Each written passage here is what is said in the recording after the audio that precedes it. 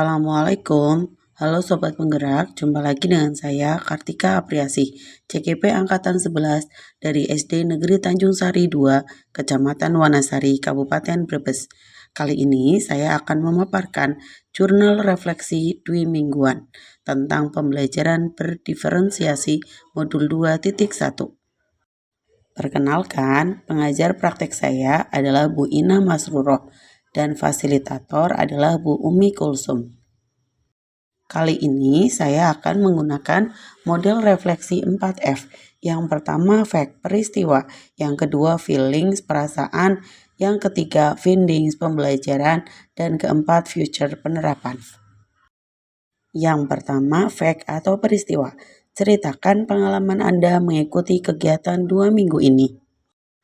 Kegiatan pada 2 minggu ini saya mulai dengan kegiatan pretest untuk paket modul 2 pada tanggal 20 Agustus 2024. Kemudian dilanjutkan dengan modul 2.1 di bagian mulai dari diri dengan membuat refleksi diri tentang bagaimana seorang guru dapat mengelola kelas dan memenuhi kebutuhan belajar murid yang beragam.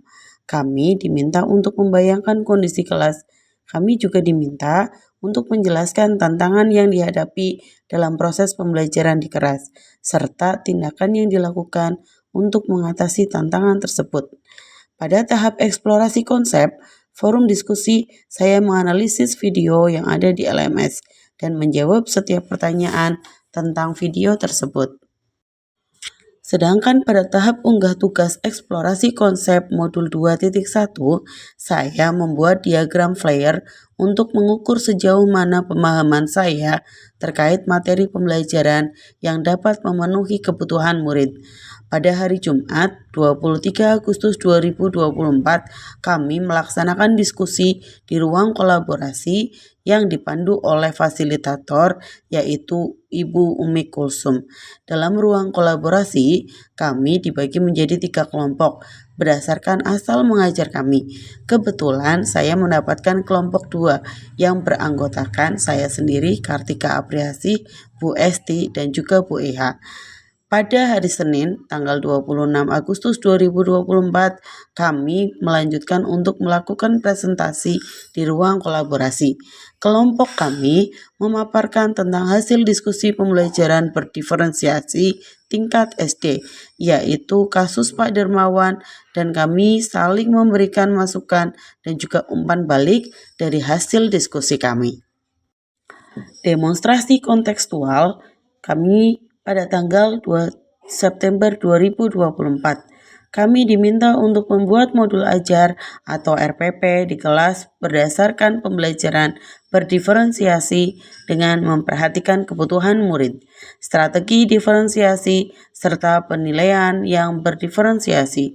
Setelah saling memberi umpan balik, kami lanjutkan dengan mengunggah demonstrasi kontekstual dengan mengunggah RPP berdiferensiasi yang sudah mendapatkan umpan balik dari teman CKP lainnya. Dilanjutkan pada hari Jumat 30 Agustus 2024, kami melakukan elaborasi pemahaman yang dipandu oleh instruktur Bapak Sunarli. Beliau menjelaskan tentang pembelajaran berdiferensiasi. Kemudian, pada hari Rabu tanggal 4 September 2024, kami mengerjakan tugas koneksi antar materi. Kami diharapkan dapat menjelaskan kaitan antara modul 2.1 dengan materi di modul lain, program guru penggerak, dan kami dapat mengimplementasikan secara nyata rencana pelaksanaan pembelajaran berdiferensiasi. Yang kedua adalah feelings atau perasaan. Bagaimana perasaan Anda selama pembelajaran berlangsung? Perasaan saya setelah mempelajari modul 2.1 tentang pembelajaran berdiferensiasi, yaitu saya merasa senang karena mendapatkan ilmu baru tentang solusi permasalahan pembelajaran yang selama ini dan juga bagaimana saya untuk bisa lebih baik lagi dalam memahami kebutuhan belajar murid dengan melaksanakan pembelajaran berdiferensiasi. Kemudian saya juga semakin termotivasi untuk menerapkan pembelajaran berdiferensiasi dengan langkah awal memetakan kebutuhan belajar murid terlebih dahulu.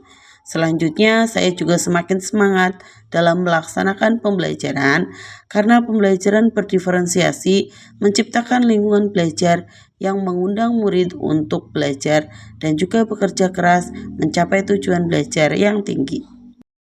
Yang ketiga adalah findings atau pembelajaran. Pelajaran apa yang Anda dapatkan dari proses ini? Setelah mempelajari modul 2.1 ini, banyak pembelajaran yang saya dapatkan, mulai dari bagaimana melakukan pembelajaran berdiferensiasi, serta langkah-langkah yang harus saya lakukan untuk dapat menerapkan pembelajaran berdiferensiasi. Beberapa kegiatan yang saya pelajari pada modul 2.1 ini adalah untuk melakukan pembelajaran berdiferensiasi. Pertama, yang harus dilakukan yaitu menentukan tujuan pembelajaran yang jelas, melakukan pemetaan kebutuhan belajar, mulai dari kesiapan murid, minat belajar, serta profil belajar yang mencakup gaya belajar murid. Langkah selanjutnya, memilih strategi diferensiasi yang dapat dilakukan oleh guru untuk melakukan pembelajaran berdiferensiasi konten, proses, dan produk. Dan terakhir, pada pembelajaran berdiferensiasi, guru harus mampu melaksanakan penilaian sesuai dengan kebutuhan murid. Yang keempat adalah future atau penerapan. Apa tindakan yang Anda lakukan setelah belajar dari peristiwa tersebut? Setelah saya mempelajari modul 2.1 ini mengenai pembelajaran berdiferensiasi, maka saya akan menerapkan pembelajaran berdiferensiasi di kelas untuk memenuhi kebutuhan belajar individu setiap murid yang berbeda-beda agar mendapatkan hasil yang optimal dengan langkah yang pertama, melakukan identifikasi atau memetakan kebutuhan belajar murid. Kemudian kesiapan belajar, minat belajar, profil belajar. Selanjutnya melalui diagnosis kognitif dan non-kognitif, yaitu membuat RPP berdiferensiasi berdasarkan pemetaan kebutuhan belajar murid, mencakup diferensiasi konten, proses, dan produk. Yang terakhir, nilai berkelanjutan.